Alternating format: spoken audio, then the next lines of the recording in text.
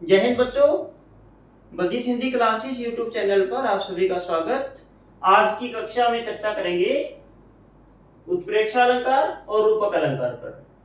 प्रिय विद्यार्थियों, पिछली कक्षा में हमने उपमा अलंकार को विस्तार से समझ लिया था। आज इन दोनों अलंकारों के बारे में जानेंगे। मैंने दोनों के एग्जाम्पल पहले से ही लिख लिए हैं बेटा। उसका कारण है, पिछली कक्षा में मैं लाइव एग्जाम्पल लिख रहा था आपके लिए, तो मैंने महसूस किया कि एग्जाम्पल कम दे पाता हूं और आपको जरूरत है मैक्सिमम एग्जाम्पल की। तो मैंने इसलिए आपके लिए एग्जाम्पल पहले से नोट करके रखे हैं, क्योंकि आराम से लिखने में एक तो कम स्पेस में ज्यादा एग्जाम्पल दिए जा सकते हैं, और अगर हम लाइव लिखते हैं तो थोड़ा सा बड़ा साइज होता है शब्दों का, और फिर उनको इरेज करना, दोबारा से लिखना, वीडियो ज्यादा लंबी बन जाती है। तो मैंने आपके फायदे के लिए एग्जाम्पल पहले से नोट करके रखे हैं, लेकिन इनके ऊपर बाद में आना है।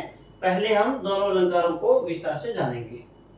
तो सबसे पहले बेटा, उत्प्रेक्षा अलंकार क्या होता है? उपमा, उत्प्रेक्षा और रूपक, तीनों अलंकारों में उपमेय और उपमान पे ध्यान रखना है। उपमेय मैंने क्या बताया था बेटे? जिसकी तुलना की जाती है, और उपमान जिसके साथ उपमेय की तुलना की जाती है। ठीक है, तो तीनों अलंकारों के अंदर उपमा हम कर चुके हैं, और उत्प्रेक्षा और रूपक अलंकार के अंदर तीनों में ही सारा खेल उपमेय और उपमान का है। तो उत्प्रेक्षा में क्या होगा? अत्यधिक समानता के कारण, ये अत्यधिक समानता लिखना ही है हमने, क्योंकि समानता होगी तभी तुलना होगी, तभी संभावना होगी। अत्यधिक समानता के कारण, ठीक है, उपमेय में उपमान की संभावना, उपमेय में उपमान की संभावना कह लो या फिर कल्पना कह लो बेटा। उपमेय की संभावना या कल्पना, ये परिभाषा है इसकी। विस्तार से अगर मैं चर्चा करूं तो जहां अत्यधिक समानता के कारण उपमेय में उपमान की संभावना दर्शाई जाए, या फिर जहां अत्यधिक समानता के कारण उपमेय में उपमान की कल्पना की जाए, वहां उत्प्रेक्षा अलंकार होता है। एग्जाम्पल हम बाद में कर लेंगे चर्चा। और रूपक अलंकार के अंदर क्या होगा बेटा? अत्यधिक समानता के कारण, ये जो कहता लिखना आपने, मैं यह लिख नहीं रहा हूं। उपमेय में उपमान का आरोप या फिर अभेद, उपमेय में उपमान का आरोप या अभेद, अत्यधिक समानता जो का तो आएगा यहाँ पर भी, क्योंकि समानता होगी तभी तुलना होगी, तभी संभावना होगी, तभी आरोप लगेगा। इसको बाद में हम समझ लेंगे। पहले यह देखिए बेटा, अत्यधिक समानता के कारण उपमेय में उपमान की संभावना जहां होती है वहां उत्प्रेक्षा अलंकार होता है। संभावना कैसे? मैं एक साधारण उदाहरण लेता हूं, काव्य पंक्ति नहीं है, एक एग्जाम्पल है, जिससे आप उपमा, उत्प्रेक्षा और रूपक तीनों अलंकारों के अंदर जो थोड़ी बहुत कंफ्यूजन रहती है वो बिल्कुल क्लियर हो जाएगी, आपका संशय दूर हो जाएगा। देखिए, मान लो एक रस्सी पड़ी है बेटा, आपके सामने रस्सी पड़ी है एक। उस रस्सी को देखकर, अलंकार के दृष्टिकोण से बात कर रहा हूं मैं, उस रस्सी को देखकर आपकी तीन मनोस्थितियां होंगी। तीन मनोस्थितियां कैसी होंगी? पहली मनोस्थिति के अंदर आप उस रस्सी को देखोगे जो थोड़ी सी बलखाई पड़ी है, आप उसकी तुलना कर दोगे कि यह रस्सी सांप जैसी है, एक स्थिति। दूसरी स्थिति, आपने रस्सी को देखा और आपको भूलेखा लगा थोड़ा सा कि कहीं सांप ना हो, यानी आपके मन में संभावना व्यक्त हुई। ठीक है, पहली स्थिति में क्या था? तस्वीर बिल्कुल साफ थी, आपको पता था रस्सी है, सिर्फ दिखाई सांप जैसी दे रही है। दूसरी मनोस्थिति में क्या हुआ बेटा? रस्सी पड़ी है, आपके मन में थोड़ा सा भ्रम पैदा हुआ कि मानो सांप है। और तीसरी स्थिति ये होगी बेटा आपके मन की, अगर आपने ध्यान से नहीं देखा उस रस्सी को, सिर्फ ये देख लिया पड़ी तो है रस्सी, लेकिन आपने उसको देखा और एकदम से आप डर के भाग गए, यानी आपने क्या समझ लिया, सांप पड़ा है, यानी रस्सी में और सांप में कोई फर्क ही नहीं समझ आया आपको। ये 3 स्थितियां बनती हैं और ये तीनों ही स्थितियां तीनों अलंकारों को समझाने के लिए काफी है। थोड़ा सा विस्तार से अब हम चर्चा करेंगे इस उदाहरण के ऊपर। पहली स्थिति में क्या होता है, जो हाँ उपमा अलंकार की बात मैं कर रहा हूँ, उपमा अलंकार के अंदर होती है बेटा तुलना, उपमेय और उपमान के बीच में। तुलना का मतलब ये हो गया कि तुलना करने वाले के मन में तस्वीर बिल्कुल साफ है कि उपमेय एक अलग चीज है और उपमान अलग चीज है, वो सिर्फ उन दोनों के बीच में तुलना कर रहा है। और तुलना किस आधार पर होती है, उनकी आकृति एक जैसी हो सकती है, उनके गुण एक जैसे हो सकते हैं, उनके रंग रूप एक जैसे हो सकते हैं। उपमेय और उपमान की बात कर रहा हूं मैं, ठीक है। अगर उपमेय और उपमान की आकृति, रंग रूप या उनके गुण आपस में मैच करते हैं, एक दूसरे के समान है, इसलिए ये तीनों एग्जाम्पल में, मैं तीनों अलंकारों की परिभाषा में मैंने लिखा अत्यधिक समानता के कारण, यानी समानता तो होगी उपमेय और उपमान में, तभी हम तुलना कर पाएंगे, तभी संभावना खोज पाएंगे और तभी आरोप लगा पाएंगे जब समानता होगी।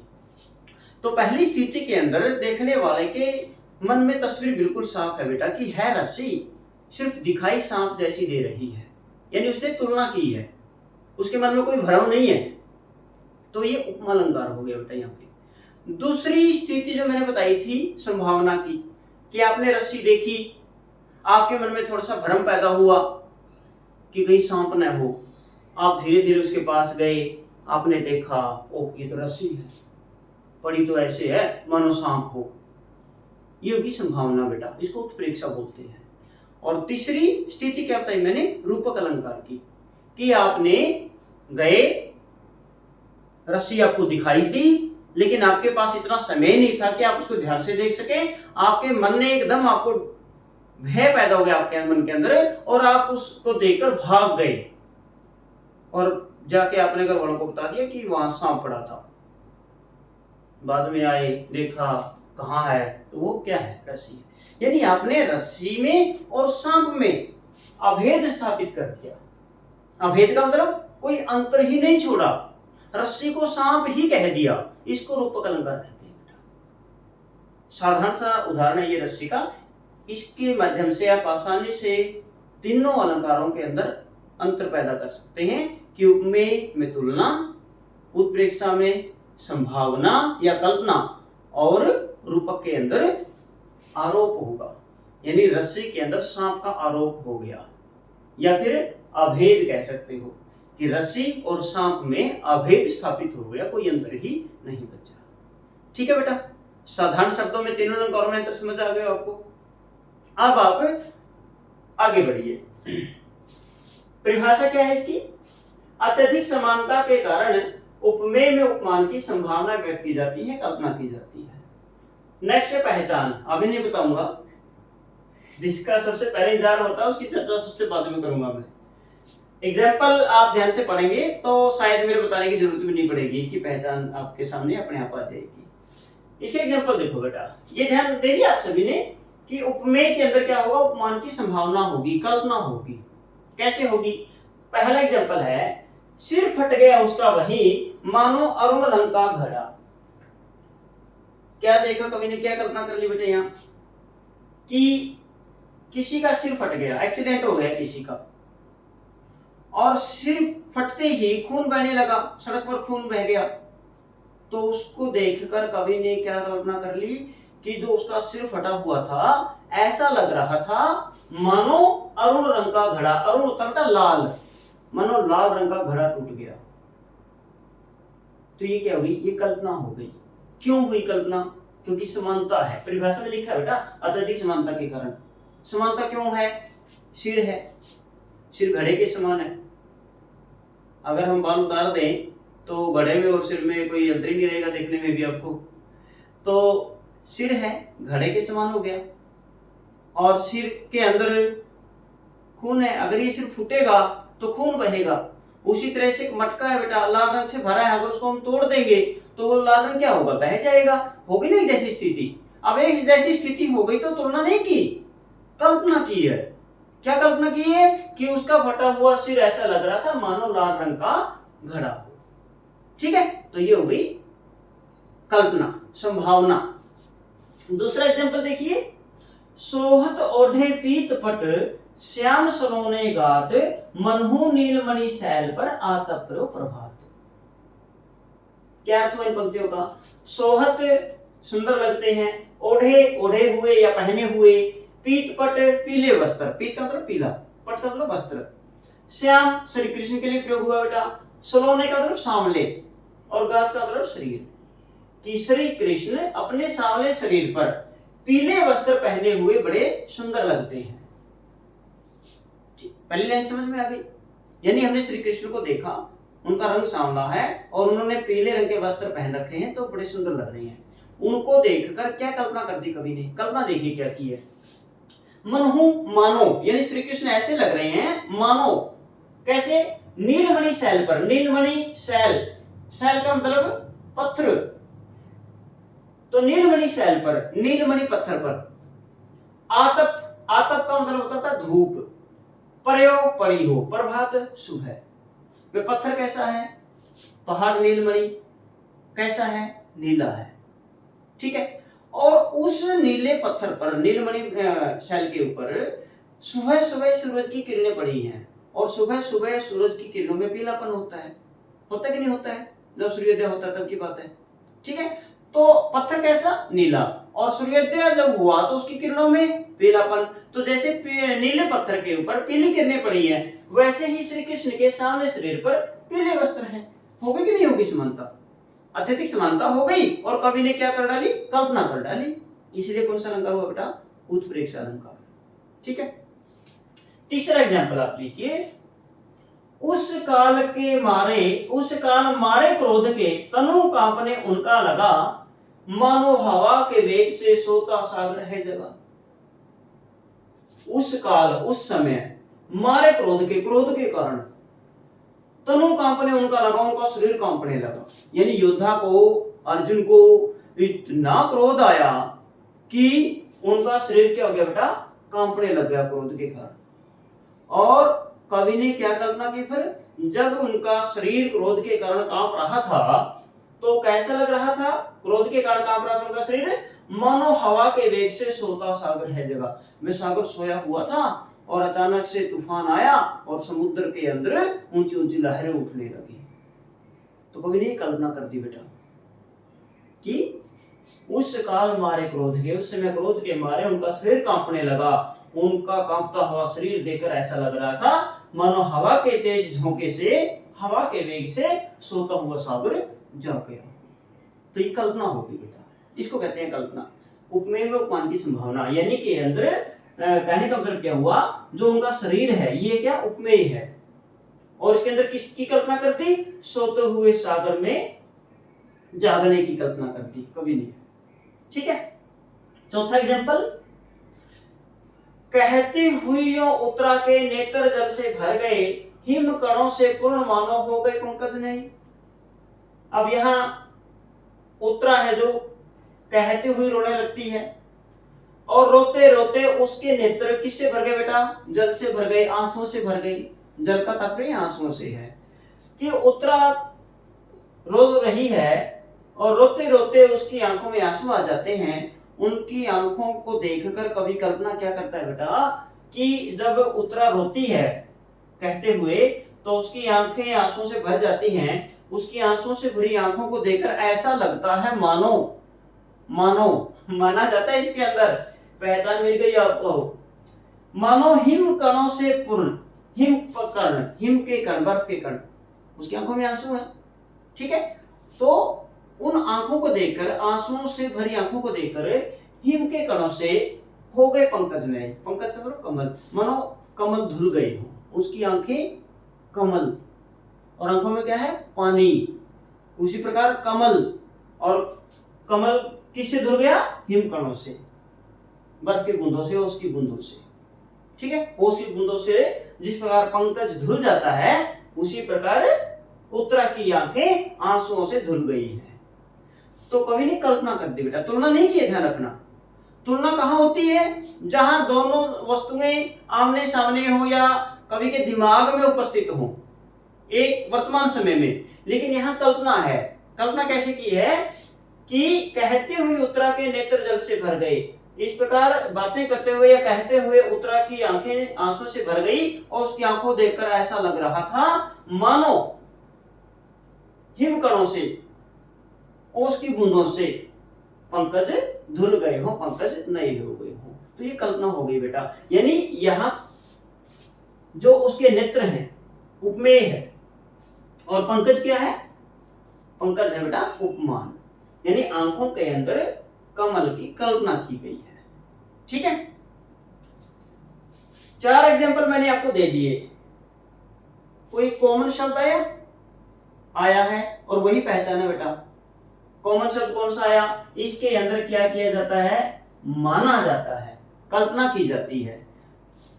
अगले एग्जांपल में मनहू आया है, मनहू का मतलब भी मानो। तीसरे एग्जांपल के अंदर भी मानो आ गया, चौथे एग्जांपल के अंदर भी मानो आ गया। ठीक है, तो ये पहचान मैंने आपको दे दी है। मैं लिखूंगा यहाँ पहचान, लेकिन एग्जांपल में आपके सामने बिल्कुल स्पष्ट है। उपमेय के अंदर उपमान की कल्पना है। पहले में फटे हुए सिर के अंदर किसकी कल्पना थी, घड़े की थी। ठीक है, दूसरे एग्जांपल में श्याम सलोने गात, यानी श्री कृष्ण का जो सांवला गात है उसके अंदर किसकी कल्पना हो गई बेटा, नीलमणि शैल की हो गई।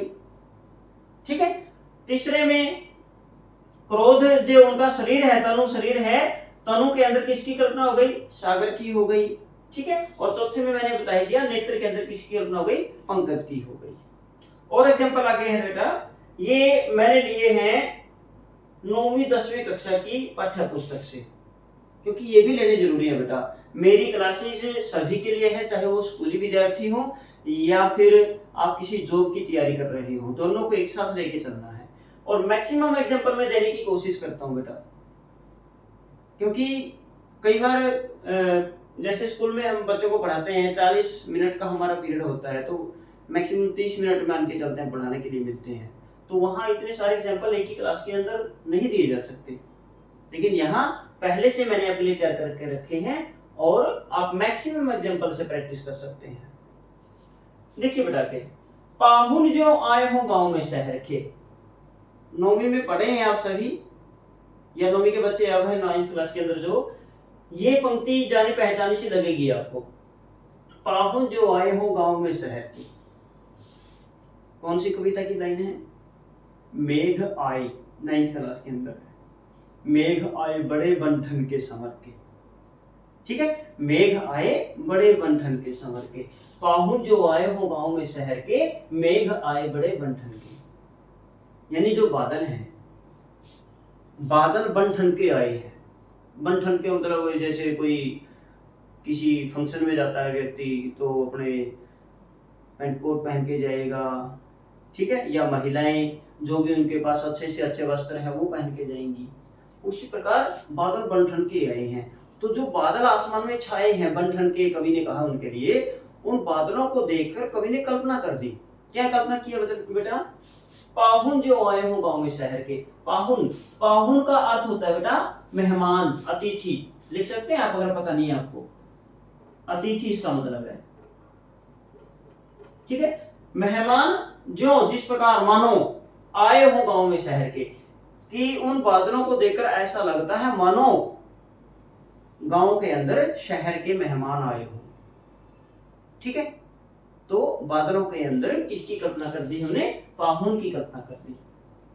तो बादल हो गए बेटा मेघ, मेघ हो गए उपमेय और पाहुन हो गए उपमान। ठीक है, नेक्स्ट है, पक्षी ऐसी पड़े पुकार, जनु अमृत बरसत इस बार। पक्षी ऐसी पड़े पुकार, जनु अमृत बरसत इस बार। कवि ने क्या सुना, पक्षियों को चहकते हुए सुना। ठीक है, और उन पक्षियों की चाहत कवि को इतनी पसंद आई, इतनी मीठी लगी कि उसने कल्पना कर ली। क्या कल्पना कर ली, कि पक्षियों की पुकार, पक्षियों की चहचहाहट सुनकर ऐसा लगता है मानो अमृत बरसत इस बार, कि इस बार अमृत बरस रहा हो। उनकी इतनी मीठी आवाज है पक्षियों की कि उनकी आवाज को सुनकर ऐसा लग रहा है मानो अमृत बरस रहा हो। तो यहाँ कौन सा शब्द आया बेटा, जनु। नोट करके रखें इसको भी। जनु का मतलब भी मानना ही होता है, मानो, मानो अमृत बरसत इस बार। ठीक है, तो जनु का अर्थ भी मानो ही होता है। लास्ट एग्जांपल है उत्प्रेक्षा अलंकार का। काफी एग्जांपल समझ में आया ना, पहचान अभी लिख लेंगे हम इसकी। तुम तो कालो हाक जनु लावा, बार बार मोही लागी बुलावा। ये 10वीं क्लास की कविता बेटा, राम लक्ष्मण परशुराम संवाद अवधी भाषा में लिखी गई है तुलसीदास जी के द्वारा। यहाँ लक्ष्मण कहते हैं परशुराम जी से कि हे परशुराम जी, तुम तो कालो हाक जनु लावा, कि ऐसा लग रहा है मानो तुम तो काल को बुला रहे हो मेरे लिए, क्योंकि दोनों का झगड़ा काफी बढ़ जाता है। परशुराम जी अपना कुल्हाड़ा उसे दिखाते हैं और कहते हैं कि मैं अभी इसका वध कर दूंगा। ठीक है, तो श्री परशुराम जी की बातों को सुनकर लक्ष्मण विरोध स्वरूप कहते हैं, तुम तो कालो हाक जनु लावा, कि ऐसा लग रहा है कि तुम तो कालो काल को, मृत्यु को हाक, हाकना बुलाना, जनु लावा, मानो तुम तो काल को हाक रहे हो, काल को बुला रहे हो मेरे लिए, बार बार मोही लागी बुलावा, बार बार मेरे लिए, कि हे परशुराम जी ऐसा लग रहा है मानो तुम तो बार बार मेरे लिए काल को हाँक रहे हो, बुला रहे हो। ठीक है, तो यहाँ पर भी कौन सा शब्द आ गया बेटे, देखो जनु। जनु ऊपर वाले एग्जाम्पल में भी आता, दोनों का मतलब एक ही है, एक ही शब्द है, मानो, माना गया है। मैंने 7 एग्जाम्पल आपको दिए बेटा, 7 के 7 के अंदर क्या की गई है, कल्पना की गई है। तो ये होता है उत्प्रेक्षा अलंकार, जहां कल्पना की जाए, जहां संभावना व्यक्त की जाए, उपमेय की, उपमान की। ठीक है बेटा, अब फटाफट इसकी पहचान वैसे तो आपको मिल ही गई है, लेकिन यहाँ मानो, मनु, जनु 3 ही शब्द आए हैं। और कौन से हैं, मतलब सभी का मानो ही रहेगा बेटा। जैसे मैं लिख रहा हूं आपके लिए, जैसे मानो, मानो तो है ही, मानो, मनहू, ठीक है, मनुही, ये पहचान है, आप इसको लिख लें, मनुही, मानो, मनहू, मनुही, मनु, ठीक है, जनु, जनुही,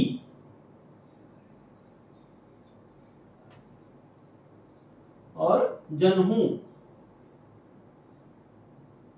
जनहू, जानो, और ज्यों। ये लिख लीजिए बेटा, ये उत्प्रेक्षा अलंकार की पहचान बता दी मैंने आपको, उपमा की तरह। अगर इनमें से आपको कोई भी शब्द मिल जाता है, व्याख्या करने में आप सक्षम नहीं हैं, तो आप बड़ी सहजता से उत्प्रेक्षा अलंकार को वहां चुन सकते हैं, अगर इनमें से कोई आपको मिल जाता है शब्द। ठीक है, ये हो गए आपके, इस डिब्बे के अंदर बंद कर दिया है मैंने, सॉरी ये थोड़ा सा ऊपर से आ गया, इधर से ले लो। ठीक है, मानो, मनहू, मनोही, मनु, जनु, जनुही, जनहू, जानो, ज्यों। ठीक है बेटा, ये हो गया उत्प्रेक्षा अलंकार की पहचान आपके लिए, जनहू है ये। उम्मीद करता हूं उत्प्रेक्षा अलंकार आपकी समझ में आया होगा। अब ज्यादा वक्त नहीं लेंगे क्योंकि इसके एग्जांपल ज्यादा है बेटा, रूपक अलंकार की तरफ आ जाइए, आप शिफ्ट हो जाइए।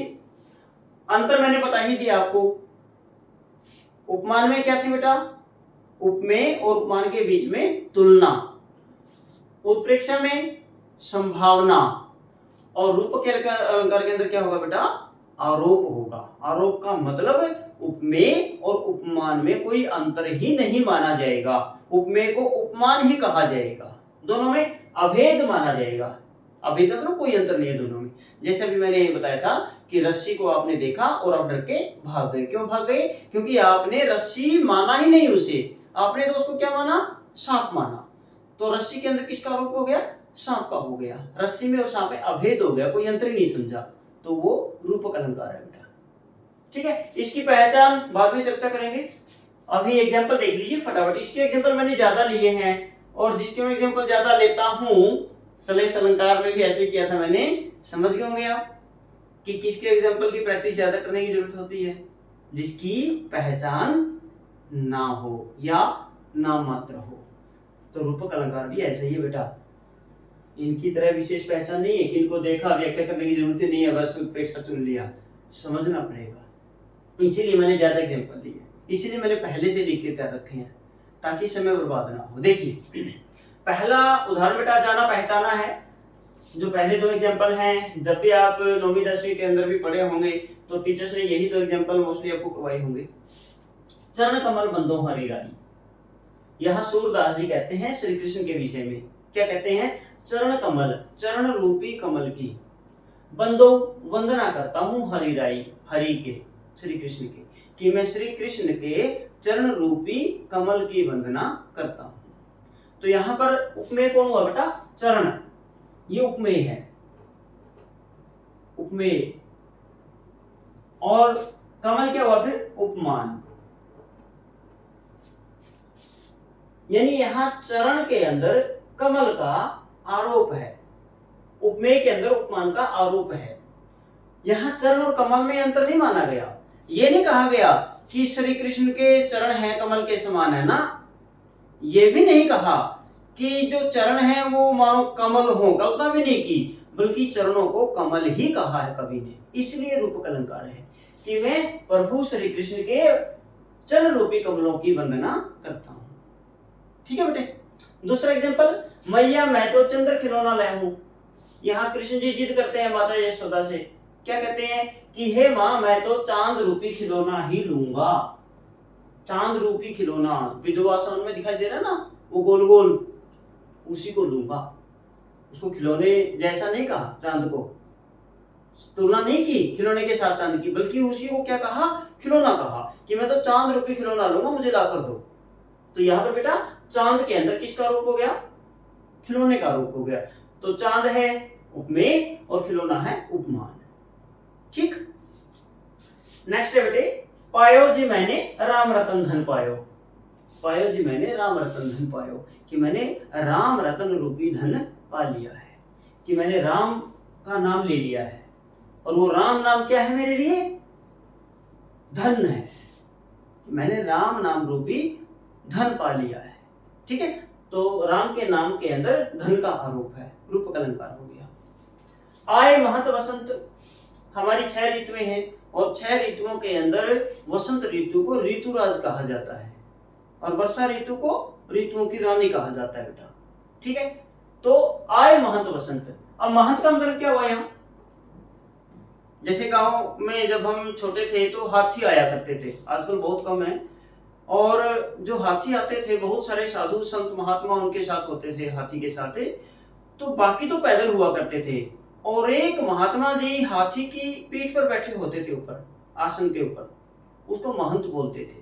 ठीक है। हमारे मंदिर हैं, मंदिर के अंदर बहुत सारे पुजारी हैं, लेकिन एक साधु जो प्रमुख होते हैं उसको हम महंत जी बोलते हैं, यानी साधुओं के अंदर जिसका ऊंचा स्थान है वो महंत हो गया। तो ऋतुओं के अंदर वसंत ऋतु का स्थान कहाँ रखा हमने? ऋतुराज के रूप में, ऋतुओं में सबसे ऊपर। तो जब वसंत ऋतु आती है तब कल्पना कर ली आए महंत वसंत, कि वसंत रूपी महंत आ गए हैं। ठीक है बेटे। वसंत कौन हो गया यहाँ? उपमेय। ठीक है। और वसंत के अंदर आरोप किसका हो गया? महंत का। तो महंत क्या हो गया? उपमान। वसंत रूपी महंत आ गए हैं, इस प्रकार रूपक अलंकार हो जाएगा। अगला एग्जांपल देखिए बेटा, माया दीपक नर पतंग भरमी भरमी इमई पड़त। माया दीपक नर पतंग भरमी भरमी इमई पड़त। यहां पर रूपक अलंकार कैसे है? माया दीपक, कि माया रूपी दीपक पर, नर पतंग मनुष्य रूपी पतंगा, भरमी भरमी भरम भरम के घूम फिर के बार बार आके इमई पड़त, इसी में पड़ता है। ये मतलब हुआ इस पंक्ति का। कौन सा एग्जांपल है यहाँ? जैसे माया रूपी दीपक कहा हमने, आजकल तो बेटा बिजली की व्यवस्था है, हर घर में बिजली है। अगर बिजली की सप्लाई नहीं है तो आप इन्वर्टर यूज कर रहे हैं, सोलर यूज कर रहे हैं, किसी न किसी रूप में बिजली आपके पास है। लेकिन पहले घरों में दीपक जलाए जाते थे शाम के समय अंधेरा दूर करने के लिए, और एक पतंगा हुआ करता था, पतंगा नाम का कीट। ठीक है। क्या होता है कि जब दीपक की लौ जलती है, वो पतंगा, वो कीट उस लो के प्रति इतना आकर्षित होता है कि उसको ये नहीं पता यदि तू यहां जाएगा तो तेरे प्राण चले जाएंगे। तो क्या करता है वो जो पतंगा होता है बेटा, उस लो से जाके टकराता है, और जैसे ही लो से टकराता है खत्म हो जाता है। वही स्थिति मनुष्य की है बेटा। हम सबको पता है कि जो माया है जो वो दीपक के समान है, जो आकर्षित करती है हमें। जैसे दीपक की लो पतंगे को आकर्षित करती है, तो माया धन दौलत जमीन जायदाद हीरे जवाहरात, ठीक है, जेवरात सब आ गए, ये माया है। और माया मनुष्य को क्या करती है, अपनी ओर आकर्षित करती है। नर पतंग मनुष्य रूपी पतंगा, दोनों जगह रूप का अलंकार बेटा। यहाँ माया दीपक, माया रूपी दीपक और मनुष्य रूपी पतंगा, ठीक है। यहाँ मनुष्य उपमेय है, पतंगा उपमान है। मनुष्य को पतंगे जैसा नहीं कहा, मनुष्य रूपी पतंगा कहा है। उसी तरह से माया रूपी दीपक, ठीक है, माया उपमेय और दीपक उपमान। माया में दीपक का आरोप है, मनुष्य में पतंग का आरोप है। ये पतंग उड़ाने वाली नहीं है, ध्यान रखना, कीट की बात कर रहा हूं जो पतंग होता है। तो माया दीपक नर पतंग, माया रूपी दीपक पर मनुष्य रूपी पतंगा भरमी भरमी इवई पड़त, कि माया हमें आकर्षित करती है और हम पतंगे ठहरे बार बार जाके उसी में गिरती हैं, उसी माया के मोह में फंसे रहते हैं। जबकि सबको पता है कि जब हमारा जन्म होता है तब भी खाली हाथ आते हैं, और जब इस दुनिया को छोड़ के जाएंगे तब भी खाली हाथ जाएंगे। लेकिन जीते जी हमारा मोह कभी खत्म नहीं होता। हम ज्यादा से ज्यादा धन कमाने के चक्कर में लगे रहते हैं, और इस तरह से एक दिन हमारा इसी माया के मोह में आके जीवन खत्म हो जाता है। सबको पता है इस बात का बेटा। वही बात होगी कि पतंगा जाता है, टकराता है, खत्म हो जाता है। जितने भी पतंगे जाते हैं आकर्षित होकर माया की तरफ जाते हैं, खत्म हो जाते हैं। तो मनुष्य भी ऐसा ही है। नेक्स्ट एग्जांपल बेटे, अंबर पनघट में डुबो रही तारा घट उषा नागरी, ठीक है। इससे पहले की पंक्ति है बीती विभावरी, ठीक है। विभावरी होता है रात, कि रात बीत चुकी है, ठीक है। अंबर पनघट में डुबो रही तारा घट उषा नागरी, कि रात बीत चुकी है और सूर्योदय हो रहा है। तो कवि ने क्या कल्पना कर दी आसमान के अंदर, अंबर पनघट, अंबर रूपी कुएं में। अंबर का मतलब आसमान, पनघट का मतलब कुआं। तो आसमान के अंदर किसका आरोप हो गया, पनघट का। आसमान रूपी कुएं में डुबो रही क्या, तारा घट, मनुष्य रूपी घड़ा, सॉरी तारा रूपी घड़ा, तारे रूपी मटके को। उषा नागरी, सुबह रूपी युवती। नागरी का मतलब युवती होता है बेटा। तो बहुत अच्छा एग्जांपल है ये। जैसे आप देखो रात होती है, तो जब रात धीरे धीरे ढलने लगती है और सुबह होने लगती है, तो जितने भी रात को तारे टिमटिमा रहे होते हैं आसमान के अंदर, वो धीरे धीरे क्या हो जाते हैं बेटा, दिखाई देना बंद कर देते हैं हमें, ठीक है। उसी प्रकार समानता बता रहा हूं, क्योंकि ये लाइनें बोलनी है अपने अत्यधिक समानता के कारण। समानता पक्की मिलेगी उपमेय रूपमान में। उसी प्रकार बेटे, जब कोई युवती पानी का मटका भरने के लिए जाएगी, तो पहले वो क्या करेगी, युवती उस मटके को कुएं के अंदर डुबोएगी। यानी आसमान क्या है, कुआं है, और तारे क्या है, मटका है। सुबह युवती है, समझ आ गया ना सभी को, कि वो युवती मटके को उसके अंदर क्या करेगी, पानी के अंदर डुबोएगी। उसी प्रकार जब सुबह होती है तो तारे रूपी मटके, तारे रूपी घड़े को उषा नागरी, सुबह रूपी युवती अंबर पनघट में डुबो रही होती है, आसमान रूपी कुएं में डुबो रही होती है। तो ये होगी बेटा कल्पना, कल्पना कर दी है कवि ने। सुबह जब हो रही है, आसमान के अंदर तारे हमें दिखाई देना बंद हो रहे हैं, तो उस दृश्य को देखकर कवि ने कल्पना कर ली। तो अंबर पनघट में डुबो रही तारा घट उषा नागरी। तो अंबर रूपी पनघट यानी आसमान उपमेय, और पनघट क्या हो गया, उपमान। तारा घट, तारा उपमेय, और घट का मतलब घड़ा मटका, ये हो गया उपमान।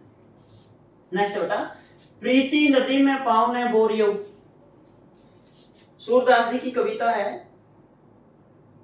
जब श्री कृष्ण गोपियों को छोड़कर चले जाते हैं और उन्हें पता लगता है कि गोपियां उनके विरह में तड़प रही हैं, तो अपने चचेरे भाई को, अपने मित्र को, उद्धव को भेज देते हैं गोपियों को उपदेश देने के लिए कि आप कृष्ण को भूल जाओ और योग साधना करो। तब गोपियां उद्धव को उपलम्ब देती हैं, उल्हाना देती हैं कि हे उद्धव, तुम क्या जानो कृष्ण प्रेम क्या है। प्रीति नदी में पाँव न बोरियो, क्योंकि तुमने तो प्रेम रूपी नदी में कभी पाँव ही नहीं डुबोया, तुम क्या हमें समझाओगे। ठीक है, कि आप हमें योग का संदेश दे रहे हैं, इसलिए आप हमें योग का संदेश दे रहे हैं क्योंकि आपने तो कभी प्रेम करके देखा ही नहीं। हमने प्रेम किया है, हमें पता है प्रेम का कितना महत्व है। श्री कृष्ण हमारे भगवान हैं, हम उनको नहीं भूल सकते। तो उद्धव से कहती हैं प्रीति नदी में पाँव न बोरियो, कि तुमने तो प्रीति का मतलब प्रेम, प्रेम रूपी नदी में पाँव न बोरियो, बोरियो मतलब डुबोया, कि उद्धव तुमने तो कभी प्रेम रूपी नदी में पाँव ही नहीं डुबोया। आप कैसे कह सकते हैं कि हम श्री कृष्ण को भूल जाएं, उनके प्रेम को भूल जाएं, तुमने तो कभी प्रेम करके देखा ही नहीं। तो प्रीति क्या हो गया बेटा, उपमेय और नदी, उपमान, प्रेम रूपी नदी। ठीक है, नेक्स्ट है लखन उत्तर आहुति सम भृगुवर कोपु कृषाणु। इसका मतलब हुआ गया बेटा, ये 10वीं क्लास की उसी कविता में से पंक्ति है, राम लक्ष्मण परशुराम संवाद में से। लखन उत्तर आहुति सम, कि लक्ष्मण के उत्तर, लखन मतलब लक्ष्मण, आहुति सम, आहुति के समान। जैसे हम कोई हवन करते हैं और उसके अंदर आहुति डालते हैं तो आग और ज्यादा प्रज्वलित होती है, भड़कती है। तो उसी प्रकार श्री कृष्ण के उत्तर लक्ष्मण के उत्तर आहुति सम, आहुति के समान, भृगुवर, भृगुवर का मतलब परशुराम, कोपो का मतलब क्रोध और कृषाणु का मतलब आग, क्रोध रूपी आग। यानी कहां पर रूपक अलंकार, यहां इधर। कोपु का मतलब क्रोध, अगर ध्यान न रहे तो आप लिख लेना बेटा, क्रोध। ठीक है, और कृषाणु का मतलब क्या होता है मैंने, आग। ठीक है, क्रोध रूपी अग्नि को क्या कर रहे थे, लखन उत्तर, लक्ष्मण के उत्तर, आहुति सम, आहुति के समान भड़का रहे थे। क्रोधित पहले से ही थे परशुराम जी, लेकिन लक्ष्मण ऐसे कड़वे जवाब दे रहे थे कि उनका क्रोध बढ़ता ही जा रहा था। तो इस प्रकार यह रूपक अलंकार हो गया बेटा कि लक्ष्मण के उत्तर आहुति के समान परशुराम जी के क्रोध को भड़का रहे थे। ठीक है, कई बच्चों के दिमाग में एक बात जरूर आई होगी इस एग्जांपल को देख के बेटा, कि सर यहां सम भी आया है तो उपमा अलंकार भी होना चाहिए। है बेटा, उपमा अलंकार भी है इसके अंदर। एक काव्य पंक्ति के अंदर एक से ज्यादा अलंकार हो सकते हैं। जैसे अलंकार का अर्थ क्या जाना था हमने, आभूषण। मनुष्य अपनी सुंदरता बढ़ाने के लिए कई आभूषण एक साथ पहन सकता है, उसी प्रकार कभी भी अपनी कविता को सुंदर बनाने के लिए एक ही पंक्ति के अंदर एक से ज्यादा अलंकारों का प्रयोग कर सकता है। तो यहाँ उपमा भी है बेटा और रूपक भी है। अब आप कहोगे जी पेपर में कौन सा, पेपर सेट करने वाला समझदार व्यक्ति होता है बेटा, उसको भी पता है कि इसके अंदर उपमा भी है और रूपक भी है, तो दोनों कभी नहीं देगा। या तो 4 ऑप्शन में से वो रूपक ही देगा या फिर वो उपमा ही देगा।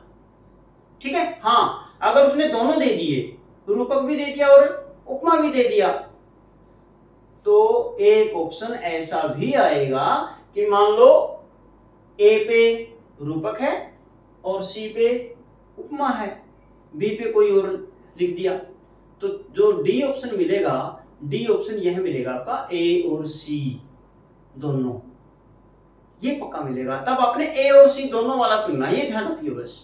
यानी पेपर सेट करने हैं, पेपर के अंदर जो क्वेश्चन पेपर सेट करते हैं, सेट करने वाला एक समझदार व्यक्ति है, एक्सपर्ट है अपने सब्जेक्ट का, वो समझ के साथ प्रश्न चुनता है और उसको ऑप्शन चुनता है। अगर उसने ऐसा कोई एग्जांपल दिया जिसके अंदर एक से ज्यादा अलंकार हो, तो बेटा उनमें से या तो एक ही अलंकार यानी ऑप्शन में मिलेगा आपको नाम, अलंकार का नाम। अगर दोनों हैं तो फिर ऐसा जैसे मैंने अभी बताया कि ए और सी दोनों ऑप्शन भी आपको मिलेगा। तब आपने ना तो अकेले रूपक को चुनना, ना अकेले उपमा को चुनना है, आपने वही ऑप्शन चुना है जिसमें ये लिखा है रूपक और उपमा दोनों, चाहे वो डी है या जो भी ऑप्शन है उसको आप चुनोगे। ये इस बात का आपको ध्यान रखना है। ऐसा पहले भी आ चुका है, मेरा ध्यान था लेकिन मैंने जानबूझ के नहीं बताया उस समय। ये देखिए, ये रहा, इसके अंदर उत्प्रेक्षा तो है ही, साथ में पुनरुक्ति प्रकाश भी है। अगर ऑप्शन में यह आ जाए कि यमक है, पुनरुक्ति प्रकाश है, उपमा है, रूपक है, तब कौन सा चुनोगे? तब आप पुनरुक्ति प्रकाश को चुनोगे बेटा, क्योंकि उत्प्रेक्षा तो ऑप्शन ही में नहीं है। ठीक है, उसी प्रकार अगर ऑप्शन में ये देखा है उपमा है, उत्प्रेक्षा है, रूपक है या सलेश है, तब आप चुनोगे उत्प्रेक्षा को। ठीक है, और अगर ये आ जाए वे ए नंबर पे दे दिया यमक, बी ऑप्शन में दे दिया उत्प्रेक्षा, सी में दे दिया पुनरुक्ति और डी में दे दिया बी और सी दोनों, तब आप कौन सा चुनोगे? बी और सी। इस बात का ध्यान रखना बेटा बच्चों ने, एक काव्य पंक्ति के अंदर एक से ज्यादा अलंकार हो सकते हैं, तो वो ऑप्शन पे डिपेंड करता है फिर। ठीक है, चलिए आगे देखिए इधर, अपरस रहत स्नेह तगातई नाही मन अनुरागी। यहां फिर गोपियां कहती हैं उद्धव से, जब उद्धव जी कहते हैं ना योग का संदेश लेके आते हैं उन्हें कि आप योग भक्ति करो, तब गोपियां क्या कहती हैं? अपरस रहत स्नेह तगातई, कि हे उद्धव आप तो स्नेह रूपी तगा, तगा का मतलब धागा, कि आप तो स्नेह रूपी धागे से अपरस हैं, अछूते हैं, बंधे ही नहीं है। आपने कभी बंध के देखा ही नहीं प्रेम रूपी धागे में, एक बार बंध के तो देखो। नाहि मन अनुरागी, तुम्हारा मन अनुरागी नहीं है, आप प्रेम के महत्व को नहीं जानते, इसलिए आप हमें योग का संदेश देने के लिए यहाँ आ गए हैं।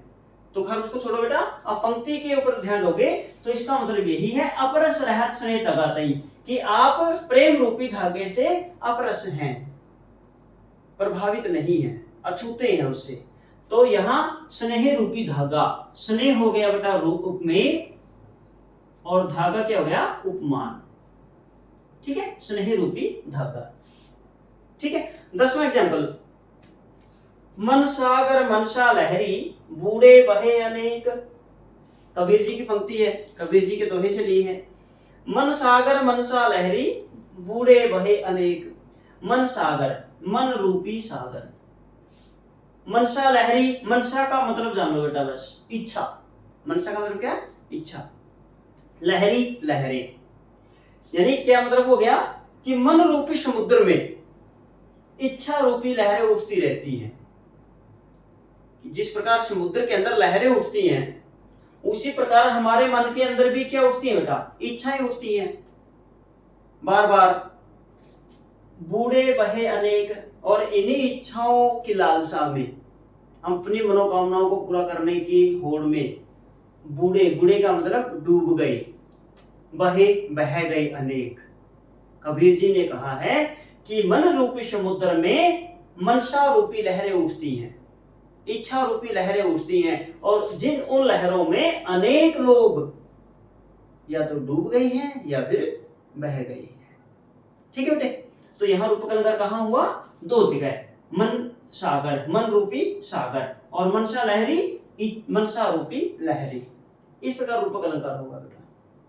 ठीक है, तो बार बार लिखने की जरूरत नहीं है, मनसा उपमेय है और लहरी उपमान है। इसी प्रकार यहाँ पे मन और सागर में।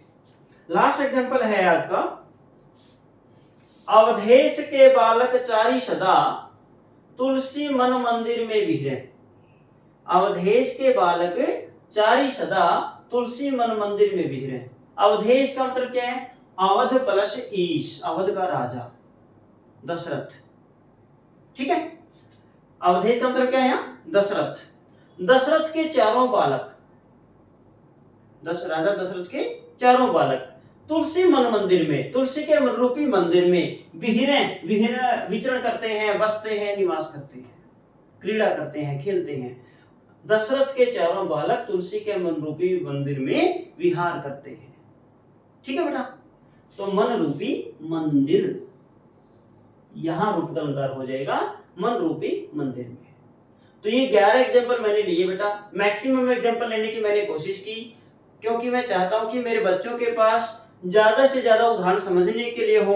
जितने ज्यादा उदाहरण वो मेरी परीक्षा में समझेंगे, हो सकता है इन्हीं में से परीक्षा में कोई आ जाए और आप संशय में ना रहे। पढ़ा हुआ एग्जाम्पल आपके सामने आया है, आत्मविश्वास के साथ उसको ऑप्शन आप बड़ी आसानी से, सहजता से आप चुन सके। इसीलिए मैंने कोशिश किया बेटा कि मैं अपनी क्लास के अंदर अपने बच्चों को ज्यादा से ज्यादा उदाहरण दे सकूं। बस आपने करना क्या है, नोटबुक में लिखने जरूर है बेटा, क्योंकि मैं ये हर क्लास में कहता हूं, पढ़ना उसी का है जो अपने हाथ से लिखेगा, जो याद करेगा और लिखेगा। वरना हम गली में खड़े हैं, मिस्त्री चिनाई का काम कर रहा है, हम उसको देख रहे हैं कि ईंट उठा के रख रहा है, बड़ा आसान काम लग रहा है कि तो बड़ा ही आसान काम है, लेकिन सबको पता है कि वो आसान काम है नहीं। आसान काम कब होगा, किस व्यक्ति के लिए होगा, जब वो अपने हाथ से उन ईंटों को रखेगा। उससे गलतियां होंगी, लेकिन बार बार वो अभ्यास करेगा, तब वो सीधी दीवार खड़ी करना सीखेगा। पढ़ाई के अंदर भी यही नियम लागू होता है। आप ऑनलाइन कितनी भी क्लास लगा लो, किसी भी एक्सपर्ट की क्लास लगा लो बेटा, लाइब्रेरी के अंदर बैठ के सिर्फ उनकी क्लास लगाने तक सीमित नहीं रहना आपने। आप क्लास लगाइए, उसके बाद समय निकालिए और नोट्स बनाइए, उन नोट्स को पढ़िए, याद कीजिए, और हो सके तो वीकेंड पे एक टेस्ट जरूर दीजिए। आजकल तो एआई का जमाना है, एआई को ही बोल दीजिए कि मुझे हिंदी के, इंग्लिश के या जनरल साइंस के इन टॉपिक पे एक प्रश्न पत्र तैयार करके दो। वो प्रश्न पत्र आपके लिए तैयार हो जाएगा। आप उनके आंसर, सही आंसर अपने विवेक से चुनिए, बाद में आपको उनके आंसर की भी मिल जाएगी। प्रैक्टिस करनी है बेटा, बिना प्रैक्टिस के कोई क्लास आपको 100% बेनिफिट नहीं देने वाली। याद रखना इस बात को आप सभी बच्चे, जो प्रैक्टिस करेगा वही एग्जाम पास कर पाएगा। तो आज की क्लास में बस एक स्टेप रह गया, और पहचान की आप बात कर रहे थे कि सर पहचान लिखा आपने, देखो इसकी कोई खास पहचान है नहीं है, इसलिए मैंने इसके 11 एग्जाम्पल लिए बेटा। फिर भी जहां तक मेरा अनुभव है, इतने सालों से मैं स्कूल टाइम में आप बच्चों को मैंने पढ़ाया है, अब भी पढ़ा रहा हूं, तो मेरे अनुभव के अनुसार इसकी छोटी सी पहचान मैं आपको दूंगा। योजक, ये चिन्ह होता है जो इसको योजक कहते हैं बेटा, ठीक है। जहां ये योजक मिलेगा आपको, जहां ये योजक मिलेगा वहां पर 3 अलंकार की संभावना है। थोड़ा ध्यान देना। अब पहचान मैं आपको बता रहा हूं, 100% पहचान नहीं है। मेरे 11 एग्जाम्पल मैंने आपके सामने लिखे हैं, आपको दिखाई देगा किसी एग्जाम्पल के अंदर योजक लगा है, किसी के अंदर नहीं लगा है ना। तो जिनके अंदर लगा है वहां आसानी हो जाएगी आपको पहचानने में कि रूपक अलंकार है। लेकिन पहचानना कैसे है, इस बात का ध्यान रखो। 3 जगह योजक मिलेगा। अगर सेम वर्ड के, सेम शब्द के बीच, जैसे यहां पर है बेटा बार बार, अगर एक ही शब्द के बीच में योजक चिन्ह आया है, तब तो आप कहोगे पुनरुक्ति प्रकाश। नोट कर लो इस बात को। योजक चिन्ह की तीन बातें नोट करनी है जो मैंने बताई है, कि एक ही शब्द के बीच अगर योजक चिन्ह आए तो पुनरुक्ति प्रकाश अलंकार, ठीक है। और अगर सा से सी, ये 3 है उपमा अलंकार के उपमावाचक शब्द हैं तीनों, सा से सी। अगर इनसे तुरंत पहले योजक चिन्ह आया है, सा से सी से तुरंत पहले योजक चिन्ह आया है, तो उपमा अलंकार, ठीक है। जैसे अरविंद से शिशु वृंद सो रहे हैं, अरविंद से शिशु वृंद सो रहे हैं। अरविंद के और से के बीच में डैश है, ठीक है। अरविंद से, भाई अरविंद से का मतलब होगा कमल, अरविंद का मतलब कमल होता है, कमल के समान से ने तुलना कर दी। शिशु वृंद छोटे छोटे बच्चे सो रहे हैं, कमल जैसे छोटे छोटे बच्चे सो रहे हैं, तो से पहले डैश मिल गया बेटा उपमा अलंकार। और तीसरा जो आपके लिए बहुत जरूरी है, जितने भी एग्जांपल मेरे आपके सामने है यहाँ स्क्रीन पे, देखोगे आप जहां भी योजक लगा है अलग अलग शब्द के बीच में लगा है। नोट करने का पॉइंट है, अगर अलग अलग शब्दों के बीच में योजक चिन्ह लगा हुआ है, वहां संभावना बनेगी रूपक अलंकार की। ये नोट करो बेटा जरूर, तीनों बातें नोट करनी है। एक ही शब्द के बीच में योजक हो पुनरुक्ति प्रकाश, सा से सी से पहले योजक हो उपमा अलंकार, और अगर अलग अलग शब्दों के बीच में योजक चिन्ह लगा है तो रूपक अलंकार आपने मानना है वहां पे। ये पहचान हो गई, एक ही पहचान है इसकी। हाँ, एक पहचान तो मैं नहीं कहूंगा, जब भी आप व्याख्या करेंगे, पिछली कक्षा में मैंने इस बात पे जोर दिया था बेटा कि अलंकार का चैप्टर पर आप सीख रहे हैं ना, तो सिर्फ पहचान पे डिपेंड ना रहो, मैक्सिमम एग्जांपल अपने नोटबुक में लिखो और कोशिश करो उसकी व्याख्या करने की। और उपमा, उत्प्रेक्षा और रूपक अलंकार के तो उपमेय और उपमान को पहचानना है। हर एग्जाम्पल के अंदर आपने यही प्रयास करना है कि इस काव्य पंक्ति के अंदर कौन सा उपमेय है और कौन सा उपमान है, ये पहचानने की कोशिश करनी है। नोट करना है पेन से कि इसके अंदर ये शब्द उपमेय है और ये उपमान है, इसका अर्थ ये है और इसका अर्थ ये है, इसकी वजह से यहाँ उपमा है, उत्प्रेक्षा है या रूपक अलंकार है। तो वही मैं आपको बता रहा हूँ बेटा कि जब आप व्याख्या करोगे, 11 एग्जाम्पल मैंने दिए, आप 11 के 31 बनाओ भाई, इसी तरीके से प्रैक्टिस करके। तो जब आप 11 के 31 अलंकार के उदाहरणों की प्रैक्टिस करोगे, आपने कोशिश करना है व्याख्या करने की बेटा। और जब भी आप रूपक अलंकार के किसी भी उदाहरण की व्याख्या करोगे ना, जब भी व्याख्या करोगे, उपमेय और उपमान के बीच में रूपी शब्द आएगा ही आएगा। जब व्याख्या करोगे आपकी जुबान से निकलेगा रूपी शब्द। मैंने 11 उदाहरण आपको दिए, सब के अंदर रूपी शब्द मेरी जुबान से निकला है। चरण रूपी कमल, चंदन रूपी खिलौना, राम रतन रूपी धन, ठीक है, वसंत रूपी महंत, माया रूपी दीपक, मनुष्य रूपी पतंगा, अंबर रूपी पनघट, सबके अंदर रूपी शब्द मैंने बोला है। लेकिन ऐसा तभी है बेटा जब व्याख्या कर पाओगे। और व्याख्या कब कर पाओगे? जब ज्यादा से ज्यादा उदाहरण अपनी नोटबुक में आप लिखोगे, उनकी प्रैक्टिस करोगे। तो दो ही मेरी तरफ से पहचान है बेटा, रूपी व्याख्यात्मक होगी, व्याख्या अगर आप करने में सक्षम होते हैं, अदरवाइज आपकी किस्मत पे भी डिपेंड है, क्योंकि ये 100% पहचान नहीं है, लेकिन 60 से 70% आपको मिलेगी भी, ये भी दावे के साथ कहता हूं। 60 से 70% एग्जाम्पल में आपको योजक चिन्ह मिलेगा उपमेय और उपमान के बीच में। लेकिन गड़बड़ कहाँ है? जो 30 से 40% उदाहरण बचे हैं, उनमें अगर व्याख्या कर पाओ तो रूपी शब्द जुबान से निकलेगा ही निकलेगा। ये मेरी तरफ से रूपक अलंकार की पहचान आपके लिए। तो आज क्लास थोड़ी सी ज्यादा लंबी हो गई बेटा, क्योंकि अलंकार 2 थे और एग्जाम्पल मैंने ज्यादा लिए, लेकिन कोशिश की है अपनी तरफ से कि मैं बेस्ट से बेस्ट अपने विद्यार्थियों को दे सकूं, ताकि उनके काम मेरा अनुभव आ सके।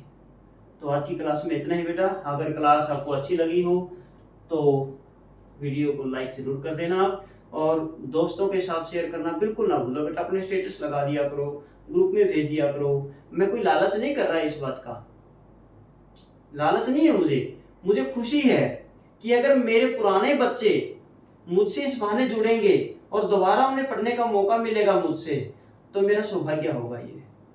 तो अपने जो आपके बैच के पुराने बच्चे थे उनके साथ शेयर जरूर कर दो बेटा, उनको भी खुशी मिलेगी और मुझे तो मिलती ही है जब आप लोग मेरी क्लास दोबारा से ज्वाइन करते हैं।